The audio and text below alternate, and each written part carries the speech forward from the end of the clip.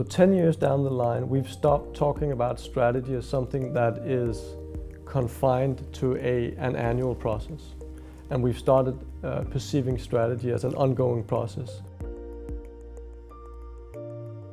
I think it's about the definition of what a strategy process is. So you can define a strategy process as something that is delimited in time. So it's an annual thing, or stuff we do every third year, and it goes to the board for approval, and it has to be done by October because then the budget process starts. I mean, that's sort of how we tend to look at strategy. And that's fine, because we're never going to get out of sort of the board level approval thing. That we can't take that out of the equation.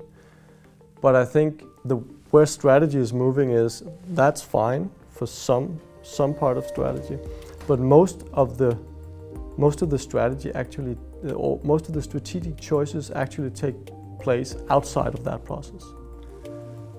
So one of my colleagues once said something like, it may not be time for strategy, but it's always time for great choices. So do you see the strategy process as the strategy process, the annual process, or do you see strategy as a capability?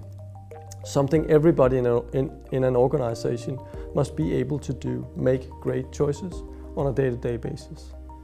That's two different ways of looking at what strategy is. And I tend to say, yes, of course we have this, but most of the choices actually happen in this arena, and we should design for that.